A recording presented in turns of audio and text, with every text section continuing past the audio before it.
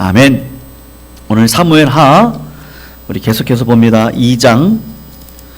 우리 지난주에는 1절부터 7절까지 말씀을 보았고요. 오늘은 8절부터 마지막 32절 우리 교독으로 읽고 마지막 32절 같이 읽겠습니다. 사무엘하 2장입니다. 구약 465쪽이겠습니다. 오늘 하나님께서 우리들에게 주시는 말씀 사무엘하 2장 8절에서 32절. 8절 제가 먼저 읽겠습니다. 사울의 군대 장관 넬의 아들 아브넬이 이미 사울의 아들 이스보셋을 데리고 마하나임으로 건너가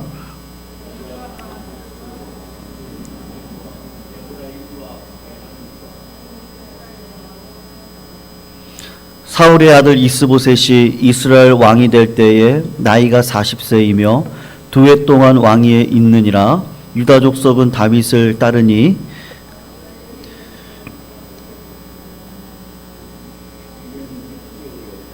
넬의 아들 아브넬과 사울의 아들 이스보셋의 신복들은 마하나임에서 나와 기브온에 이르고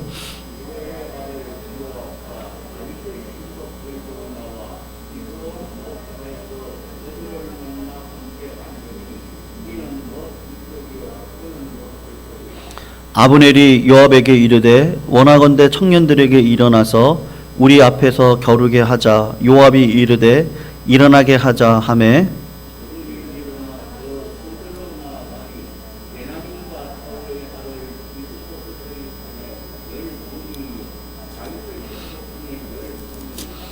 각기 상대방의 머리를 잡고 칼로 상대방의 옆구리를 찌르매 일제히 쓰러진지라. 그러므로 그곳을 헬갓 핫수림이라 일컬었으며 기브온에 있더라.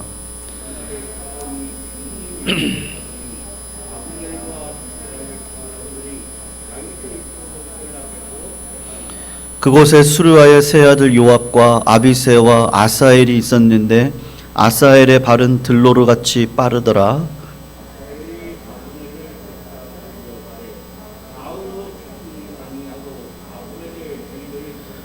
아브넬이 뒤를 돌아보며 이르되 아사헬아 너냐? 대답하되 나로라.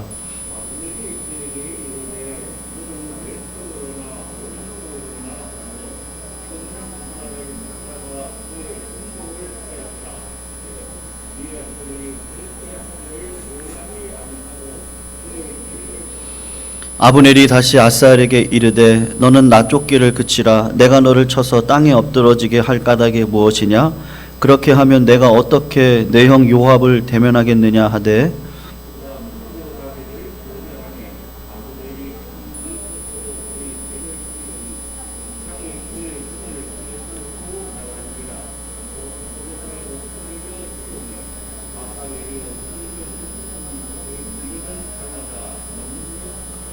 요압과 아비새가 아브넬의 뒤를 쫓아 기브온 거친 땅의 길가 기아 맞은 쪽 암마 산에 이를 때에 해가 졌고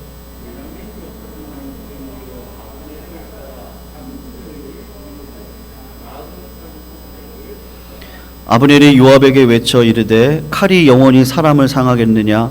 마침내 참혹한 일이 생길 줄을 알지 못하느냐? 내가 언제 무리에게 그의 형제 쫓기를 그치라 명령하겠느냐?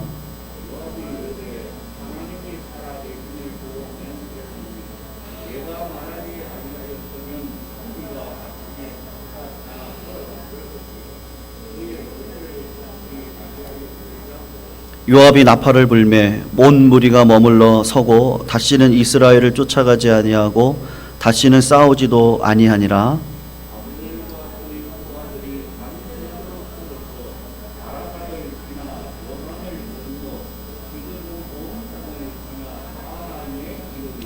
요압이 아브넬 쫓기를 그치고 돌아와 무리를 다 모으니 다윗의 신복 중에 19명과 아사헬이 없어졌으나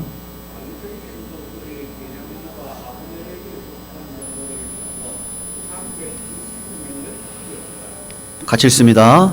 무리가 아사엘을 들어 올려 베들레헴에 있는 그의 조상 묘에 장사하고 요압과 그의 부하들이 밤새도록 걸어서 헤브론에 이른 때에 날이 밝았더라. 아멘. 성도님들 잠깐 뭐 의구심이 좀 있을 것 같아서요. 광고 말씀 하나 먼저 드리고 말씀 증거하도록 하겠습니다. 지금 오늘 0시부터 5인 이상의 모임을 이제 실내 내외, 실내와 실외 모두 다 나라에서 금지를 시켰는데 교회는 예외입니다. 그래서 교회는 전국적으로 2.5단계가 이제 실시가 되는 거고요. 그래서 20명까지는 예배를 드릴 수가 있습니다. 그래서 특별하게 정부 시책이 따로 나오지 않는 이상은 우리 교회에서 20명까지 예배를 드릴 수 있으니까 앞으로 성탄절 예배, 이제 내일 모레 성탄절 예배가 있는데요. 성탄절 예배도 20명 이내까지, 그리고 송구 영신 예배도 20명 이내까지 와서 대면 예배 드리실 수가 있습니다. 그리고 못 오시는 분들을 위해서 비대면 예배가 또 원칙이기 때문에 온라인 예배로 예배를 드릴 테니까 지금 온라인으로 한 3명 정도 예배를 드리시고 계시는데요. 하여튼간 이런 상황 가운데 있다는 거를 꼭 아시고 교회는 변함이 없다는 거 꼭 알아주시고 방역수칙은 꼭 지금처럼 이렇게 마스크 꼭 해주시고 예배에 참여하시면 좋겠습니다. 오늘 그 손해에도 불구하고 하나님을 선택하라라는 제목을 제가 정했는데요. 오늘 본문 말씀을 보시면 배경이 그렇습니다. 다윗이 유다 지파의 왕으로 이제 기름 부음을 사실은 15년 전에 받았거든요. 사무엘을 통해서 받았는데 15년째가 지나서 다윗이 왕이 되기까지 성령의 열매 가운데 오래 참음의 열매를 가지고 사울을 죽일 수 있는 기회가 2번이나 있음에도 죽이지 않고 하나님의 때를 기다리다가 실수도 있었습니다. 블레셋 땅으로 도망을 가기도 했지만 결국은 하나님께서 다 선을 이루셔서 다윗이 오늘 유대의 왕이 되어지는 것이 오늘 읽었던 본문의 1절에서 7절까지의 내용입니다. 하나님께서 다윗을 철저하게 하나님의 시간표대로 움직이시는 것이죠. 그래서 15년이 흘러야 왕이 되도록 하나님께서 인도하시고, 그리고 나이 30에 이스라엘 전체의 왕이 되는 것이 아니라 유다의 왕이 되도록 그렇게 인도하셨는데, 이럴 때 이 배경을 보면 하나님의 뜻에 거슬려서 하나님의 역사 방향과는 반대로 반대 방향으로 움직이는 두 그룹이 있다는 것을 오늘 본문을 통해서 보여주고 있습니다. 첫 번째 그룹이 뭐냐 하면 사울의 신복이었던 군대 장관 아브넬, 그리고 사울의 넷째 아들 이스보셋이 오늘 8절 9절에 보면 나오는데요. 여러분, 세상적인 눈으로 보면 왕이 죽을 때 왕의 아들이 이 왕이 되는 것이 맞습니다. 왕의 아들 중에 다음 왕을 세우는 게 너무나도 당연한데, 하나님의 뜻은 무엇이었냐 하면 그 아들을 왕으로 세우는 것이 아니라 다윗을 왕으로 세우는 것이었습니다. 하나님께서 이미 사무엘 선지자를 통해서 다윗에게 기름을 부었고 사울 다음에 왕으로 세우기를 원하셨던 것이죠.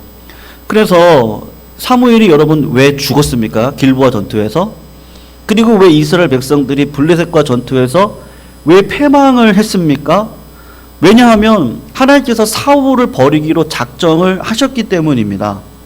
하나님께서 사울 다음에 다윗을 세우기로 작정을 하셨기 때문인 것인데, 그럼에도 불구하고 그런 하나님의 전반적인 뜻, 하나님께서 말씀과 기도와 상황을 통해서 분명히 말씀을 하실 때 우리가 영적인 분별력을 가지고 하나님의 뜻대로 쫓아가는 인생을 살아가야 되는데, 그렇지 못했던 그룹들이 생기는데, 그것이 누구냐 하면 사울의 군대 장관이었던 아브넬이 사울의 넷째 아들 이스봇을 데리고 마하나임에 가서 스스로 기름을 부어서 이스봇을 왕으로 세웠던 일이 벌어지는 것입니다. 여러분, 분명히 다윗은 하나님의 뜻을 물으면서 헤브론으로 갔어요. 근데 헤브론에 가서 보니까 이스라엘 11지파는 다윗을 반대하고 있고, 그리고 한 지파, 유다 지파만 다윗을 왕으로 세우겠다고 그렇게 말을 하고 있는 것이죠. 여러분, 우리가 기도하면서 갑니다.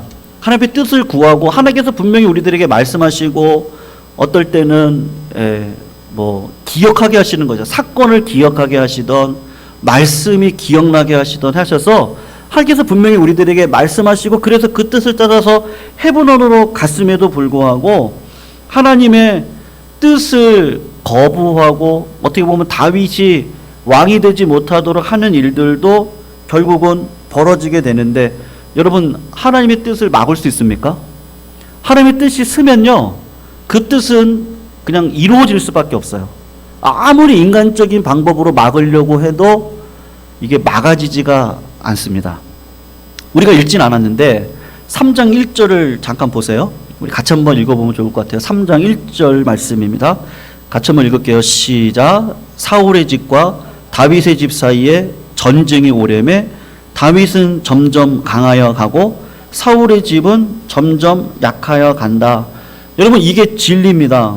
하나님의 뜻에 따라 살아가는 사람을 사람의 방법대로 이기고 걸어갈 수 있는 사람이 아무도 없죠.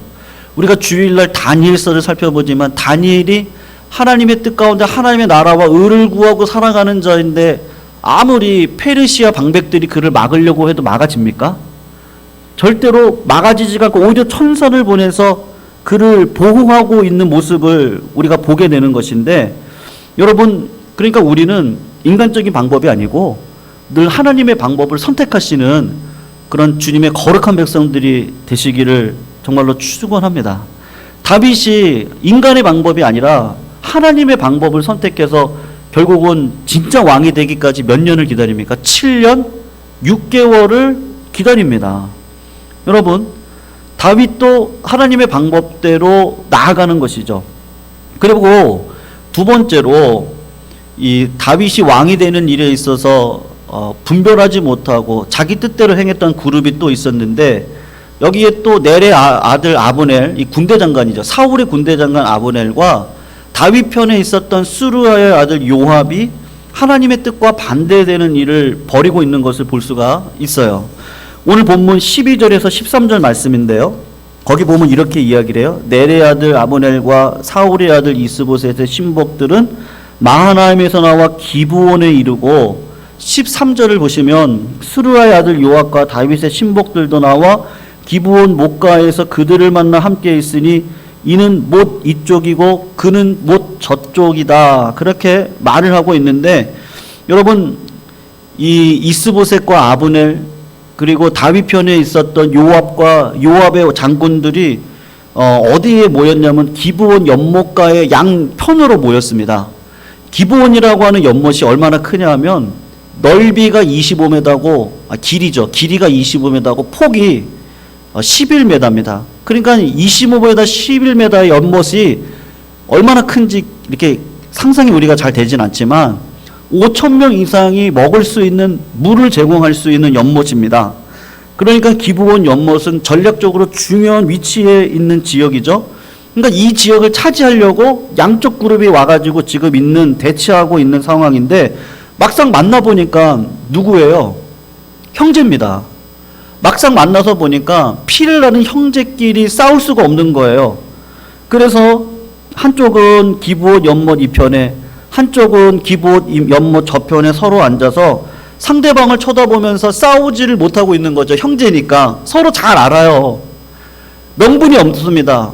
근데 아브넬이 14절을 보면 요압에게 뭐라고 이야기하냐면, 우리 그냥 청년들에게 한번 일어나서 우리 앞에서 겨루어 보자. 그러니까 요압도 그래? 한번 겨루어 보자. 그렇게 이야기를 합니다.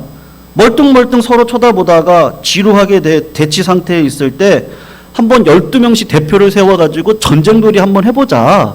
지금 그렇게 이야기를 한 겁니다. 여러분, 서로 전쟁놀이를 한번 해보자고 했는데 결국은 어떻게 돼요? 이 감정이 격해집니다.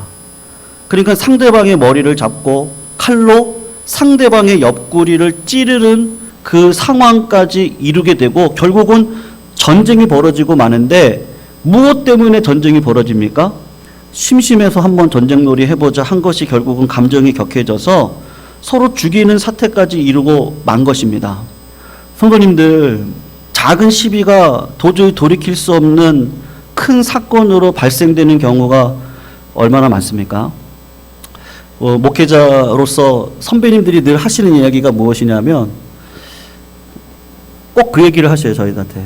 제가 부목사 때도 꼭 그 얘기를 하셨는데, 절대로 화내지 말아라.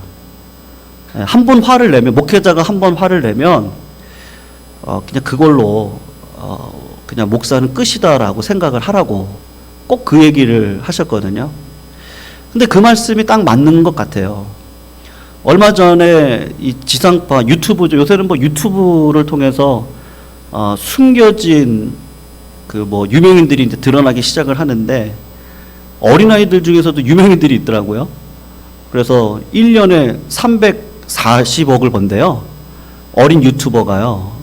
그 정도로 많이 버는 그런 이제 뭐 스타들이 나오는데 우리나라 예전에 스타 중에 한 명이 군대를 가겠다고 했다가 군대를 이제 안 가게 되고 미국 시민권을 받고 결국에는 이제 입국 금지가 되어져서 지금까지 한 20년 가까이 아마 2002년도인가 그때 그러니까요. 지금 한 20년 가까이 지금 들어오지 못하고 있는 연예인이 한 분 있는데 아마 성도님 다 아실 겁니다. 아주 격한 반응으로 이렇게 막 화를 내면서 한 40여 분 가까이를 이야기를 했습니다. 뭐 이야기를 했던 여러 가지들이 있겠지만 본질은 왜 내가 입국하는 거에 대해서 막고 있느냐인데 그것과 함께 정치적이고 여러 가지 부연을 해서 설명을 하는데 결국은 이게 화를 낸 거거든요. 그러니까 화를 내니까 동정표를 가지고 있었던 사람들마저도 사람이 저런 사람이었어? 본심을 알게 된 거죠. 본심을 알게 되니까 사람들이 다 동정표가 있던 사람들도 이제는 동정표가 없는 그런 상황이 이제는 뭐 건널 수 없는 강을 건넌 건데 제가 그거를 이렇게 보면서도 진짜 사람이 특별히 공적에 있는 사람이 화를 내는 거는 절대로 하면 안 되겠다. 그걸 다시 한번 깨달았습니다. 여러분 우리가 실수할 수 있습니다. 근데 실수를 하고 넘어질 수 있지만 그것이 극한의 대립까지 가면 안 되거든요. 그래서 뭐 예전에 제가 섬겼던 목사님께서 성도님들한테 늘 했던 말이 그래 너희 자식은 얼마나 잘 되나 보자. 그렇게 성도 간에 이야기하지 말라고. 그렇게 막말을 하면 어떻게 하려고 그러냐. 뭐 이런 얘기까지 제가 들은 적이 있었는데 여러분 우리가 감정을 절제하고 말을 내뱉기 전에 생각을 해봐야 되고 늘 이렇게 통제를 해야 되는 것이죠. 우리가 실수할 수 있는데 이 화를 나고 욱하게 하는 이 성질만큼은 참아야 되는데 이게 참 쉽지는 않습니다. 하나님 막아주셔야 되는 것인데 우리가 이런 일들에 분별이 필요한 것이죠. 여러분 싸움을 걸어올 때 이 요압이 분별을 했으면 됐거든요. 분명히 다윗의 뜻은 이 감정을 앞세워 가지고 전쟁을 하는 게 아닙니다. 그 요압이 신복이면 다윗의 뜻을 받들어서 하면 되는데 근데 아브넬이 청년들에게 일어나서 우리 앞에 겨루게 하자라고 했을 때 요압이 싫다라고 하면 될 거를 우리가 동족끼리 어떻게 칼을 겨누냐, 우리가 동족끼리 어떻게 싸우냐, 형제자매가 어떻게 싸우냐 그러면 되는데 그렇지 않고 그냥 싸우자 장난삼아 했던 일이 결국은 조그만 말 한마디가 결국은 형제를 죽이는 일까지 벌어지게 되는 것이죠. 여러분 17절 말씀을 한번 보세요. 그날에 싸움이 심히 맹렬하더니 아브넬과 이스라엘 사람들이 다윗의 신복들 앞에서 패했다. 사소한 전쟁 노래가 결국은 서로 죽이는 결과를 나고 이제는 걷잡을 수 없는 감정으로 치달아서 맹렬한 전쟁 상태에 치달았는데 이게 하나님이 원하시는 전쟁인가요? 다윗이 원하는 전쟁입니까? 다윗은 전쟁을 하지 않으려고 사울을 죽일 수 있는 기회에도 죽이지 않았거든요. 늘 이 손해를 보는 자리에 있었죠. 다윗처럼 상처 많은 사람이 어딨습니까? 자기 아내였어요. 미갈을. 자기의 아내를 다른 남편에게 다시 시집을 보내는 그런 장인어른이 사울이었는데 얼마나 마음에 상처가 있겠어요. 그런데도 그 상처를 다 꾹꾹 참고 손해를 보면서도 하나님의 화평을 이루기 위해서 피하고 또 피했던 자가 다윗인데 이 하나님의 상황을 그냥 방해를 시키는 사람이 누구예요? 다윗의 신복이었던 요압이 화를 참지 못하고 결국은 싸워서 결국은 전쟁이 일어나게 되는 것이죠. 여러분 근데 오늘 유독 한 사건을 장황하게 기록을 하고 있는데 요압의 동생이었던 아사헬의 죽음에 대해서 장황하게 기록을 해놓고 있습니다. 여러분 요압의 막내 동생 아사헬인데 막내 동생이면 얼마나 귀여움을 받았던 동생이겠습니까? 그런데 이 어린 소년이 전쟁에 참여를 했어요. 그리고 큰 공을 세우고 싶은 열망이 강했던 것 같아요. 그래서 17절부터 21절까지 말씀을 잠깐 보세요, 성도님들. 한번 보세요. 그날의 싸움이 심히 맹렬했습니다. 아브넬과 이스라엘 사람들이 다윗의 신복들 앞에서 패하고 도망을 가는데 18절을 보시면 그곳에 수르아의 세 아들 요압과 아비새와 아사헬이 있었는데 아사헬의 발은 들로르같이 빠릅니다. 아사헬이 아브넬을 쫓아 달려가되 좌우로 치우치지 않고 아브넬의 뒤를 쫓아가는데 아브넬이 뒤를 돌아보며 이르되 아사헬아, 그렇게 이야기를 합니다. 그러니까 아브넬이 요압과 친한 사이니까 아사헬을 죽일 수가 없는 거죠. 그래서 21절에 보면 너 나 쫓지 말고 왼쪽으로 오른쪽으로 치우쳐서 다른 청년 하나 잡아라, 그렇게 이야기를 하니까 22절에 아브넬이 다시 뭐라고 이야기를 하죠? 너는 나를 쫓기를 그쳐라. 내가 너를 척해서 땅에 엎드러뜨리면 어떻게 하냐? 내가 요압을 대면할 수 있겠냐? 우리가 동족인데. 그런데 아사헬이 물러가기를 거절해서 결국은 어떻게 합니까? 아브넬이 창 끝으로 아사헬을 죽이게 되는 일이 벌어지는 것이죠. 여러분, 아브넬은 아사헬을 죽이고 싶은 마음이 전혀 없었어요. 왜냐하면 나중에 다윗도 만나야 되고 그 형 요압도 만나야 되는 동족이기 때문에 그렇습니다. 그런데 결국은 요압과 화해를 해야 될 때 아사헬을 죽여서 갑자기 원수 관계가 되어진 것이죠. 아사헬이 어린 나이에요. 그리고 발이 빨라요.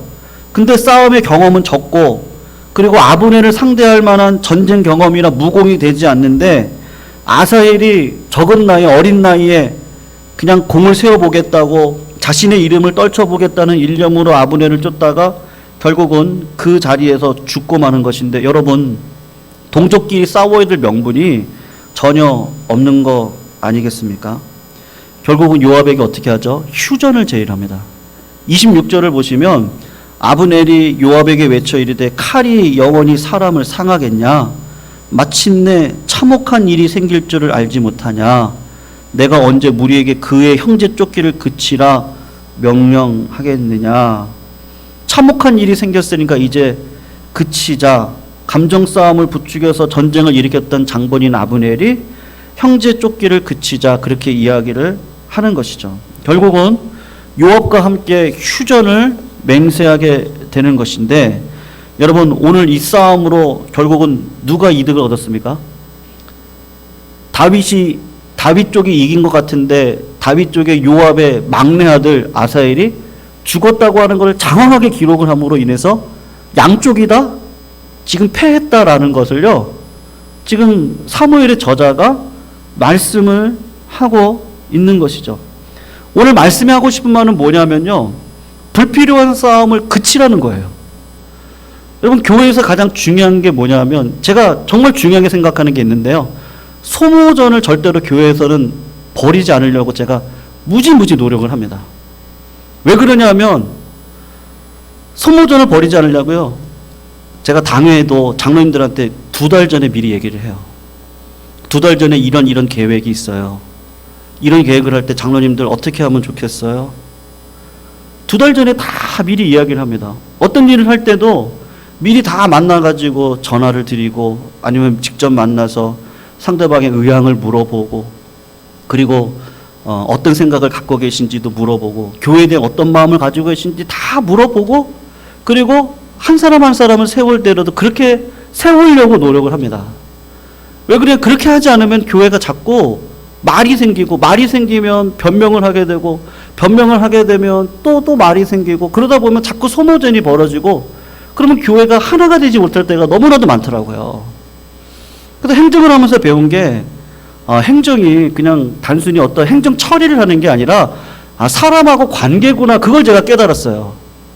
그래서 관계를 잘할 때 행정을 잘한다, 그걸 알게 됐거든요. 그러니까 오늘 하나님께서 말씀하고 싶은 게, 지금 다윗의 왕국이 세워져 가고 있는 가운데 있는데 지금 다윗의 신하가 실수를 했어요. 그리고 소모전이 지금 벌어지기 시작을 한 거예요. 결국은 동족이 싸운 일이 벌어진 거죠. 여러분, 제가 섬겼던 교회 교회가 한 군데가 있는데요, 그 교회 청년부를 맡아서 청년부를 많이 하나님께서 좀 이렇게 불러 모아 주셨습니다. 그래서 하나님께서 청년들을 많이 세워 주셨던 교회인데, 제가 미국에서 유학을 마치고 한국에 돌아왔을 때 그 교회, 이제는 뭐 집사가 된 청년인데 청년부 헌신 예배에 좀 설교를 해달라고 부탁이 와가지고 그 교회를 갔습니다. 그 교회를 갔는데요, 교회가 반으로 쪼개지게 생긴 거예요. 30여 년 든든히 세워졌던 교회인데 그 교회가 반으로 쪼개져 가야 되는 상황 가운데서 제가 헌신 예배로 와서 설교를 해야 되는 상황이었던 거예요. 그래서 왜 그런가라고 이렇게 봤더니 원로 목사님께서 자기 아들을 담임 목회자 후임으로 세우려고 하는데 성도님들하고 이게 공유가 안 된 거예요. 여러분, 후임 목사를 아들로 세울 수도 있습니다. 저는 그걸 반대하지 않습니다. 오히려 후임 목사님을 아들 목사님으로 세우셔서 오히려 교회가 소모전 버리지 않고 든든히 세워질 수 있다면 그것도 하나님의 뜻입니다. 근데 성도님들이 그런 마음이 없으세요. 그런 마음이 없으실 뿐만 아니라 성도님들이 반대하는 상황 가운데 그 일이 막 이렇게 진행되어지는 상황이 되다 보니까 결국에는 한 청년이 저한테 찾아왔는데, 나중에 예배가 끝나고 찾아온 거죠. 예배가 끝나고 한 일주일인가 2주일 뒤에 저를 찾아와가지고 그 교회 안에서 자매를 만나가지고 결혼을 했는데, 그 자매 쪽의 아버지는 그 후임으로 오신 목사님이 계셨거든요. 그 목사님을 쫓아내고 아들로 세우려고 했던 거예요. 그러니까는 그 자매의 부모님들은 그 후임 목사님을 쫓아가려고 그러고, 그 형제의 아버님은 원로 목사님을 쫓아가려고 하는 거예요. 그러니까 부부 사이에 갈등이 생긴 거예요. 그래가지고 아들은 그래도 원로 목사님 쪽을 쫓아가야 된다. 그리고 아내는 우리 어머니 아버지가 있는 쪽으로 가야 된다. 그러니까 너무 고민이 돼가지고 저한테 찾아와서 목사님 어느 쪽으로 가는 게 맞습니까? 그렇게 묻더라고요. 그래서 제3의 교회를 가야 됩니까? 여러분, 이게 별거 아닐 수도 있지만 하나님의 뜻을 묻고 걸어가는 과정 가운데 정말 하나님의 교회가 세워질 때, 저희 아버님은 지금도 그런 말씀 하십니다. 성도님들이, 옛날 목사님들은 그랬다는 거죠. 옛날 목사님들은 성도님들이 조금만 싫은 표정을 하면 그냥 그 밤에 짐 싸가지고 나왔다고. 그러니까 저한테도 그런 얘기를 하세요. 너무 목회자로서 깨끗하고 하나님의 그게 낫다. 그게 낫다. 조금이라도 싫어하면 그냥 조용히 나와라. 조용히 나와라. 이게 왜 이런 일들이 벌어지는 것이죠? 결국은 그 교회가 이렇게 갈라졌어요. 지금 갈라져서 한 교회는 그 지역에 있고 또 한 교회는 저쪽 미사리에 가서 교회를 깨끗하게 져서 지금 하고 있는데, 여러분, 그렇게 갈라진 교회가 얼마나 영광스럽겠습니까? 그리고 얼마나 하나님께서 거기다가 기름 부으심이 있겠어요. 제가 볼 때는 정말로 그 교회를 보면서 마음 아팠던 것이, 똑같은 교인이에요. 30여 년을 같이 눈물 흘리면서 형제자매로 생각하고 왔던 교인인데, 교회가 그렇게 갈라지기 전까지 어떤 일이 벌어졌냐 하면요, 새벽 예배 때 서로가 다 나와가지고 한쪽은 이쪽에 앉고 한쪽은 이쪽에 앉아가지고 저 사단마귀들을 쫓아내달라고 그렇게 기도를 하고 있는 그 모습을 보면서, 교회가 이렇게 될 수 있겠구나. 교회가 같은 형제자매인데 저 사단의 기도를 하나님께서 쫓아나게 해달라고 그렇게 기도하고 있는 교회의 그 모습을 하나님께서 얼마나 기뻐 받아주실까. 차라리 내가 손해를 보더라도 하나님의 편에 서 있는 게 낫지 않겠습니까? 여러분, 아브라함이 딱 그런 사람인데요. 아브라함은 그릇이 큰 사람이에요. 아브라함이 이 가나안 땅으로 약속의 땅 가나안 땅에 왔을 때 기근이 임했습니다. 기근이 임했을 때 믿음으로 그 약속의 땅에 머물러서 참고 기다렸으면 되는데 그렇지 못하고 애굽 땅으로 내려갔습니다. 내려갔을 때 한 가지, 내가 살기 위해서 내려갔으니까 자기 아내 사라 때문에 내가 죽을 수도 있다는 생각이 들어서 자기 아내 사라를 누이라고 속였던 일이 벌어졌었잖아요. 그래서 그 사라가 얼마나 이뻤는지 바로 왕이 마음에 들어서 결혼을 하려고 했던 적이 있었어요. 그때 하나님께서 꿈에 나타나서 바로 왕을 꾸짖고 그리고 사라를 아브라함에게 보낼 때 미안한 마음이 있으니까 양하고 소하고 은금 패물을 다 줘가지고 아브라함한테 보내드렸습니다. 여러분, 아브라함이 실수했는데 아브라함이 갑자기 부자가 됐어요. 부자가 돼가지고요, 가나안 땅에 다시 돌아왔습니다. 다시 돌아와서 부자가 돼서 계속해서 삶을 살아가는데 자기 조카 롯과 함께 있을 수 없는 사이가 되어졌어요. 왜냐하면 롯도 부자가 되고 아브라함도 부자가 되어져서 한 땅에 같이 있을 수 없습니다. 결국은 어떤 일이 벌어지죠? 헤어져야 되는 일들이 벌어집니다. 헤어질 때 아브라함이 선택한 것이 무엇입니까? 아브라함은 내가 하나님께 축복받은 주인공이에요. 그러니까 나에게 선택권이 있습니다. 그리고 조카 롯에 비하면 내가 나이가 더 많아요. 내가 더 선택할 수 있는 권리가 더 있습니다. 근데 아브라함은 어떻게 하죠? 손해를 보더라도 양보를 해요. 양보를 하고 네가 여기 동서남북을 다 보고 좋은 곳이 있으면 선택을 하라. 그렇게 이야기를 합니다. 여러분, 강한 자가 양보해서 평화로운 분연의 길을 선택을 하는 겁니다. 연합이 꼭 좋은 것만은 아닐 때도 있어요. 아까 그 교회 같은 경우에는 이미 연합을 할 수 없는 상황인 것이죠. 때로는 분열을 할 수도 있는데 그 분열이 바람직한 것은 아닌데 같이 붙어서 맨날 싸우고 세상 사람들이 볼 때 교회를 욕하는 것보다는 평화롭게 갈라지는 게 차선책일 때도 있습니다. 그러니까 하나님께서 갈라질 수밖에 없는 상황을 허용을 하셨을 때 아브라함이 선택한 게 무엇이죠? 평화로운 분열을 선택한 거예요. 강한 쪽이 먼저 양보를 한 거죠. 조카 롯에게 선택권을 주는 겁니다.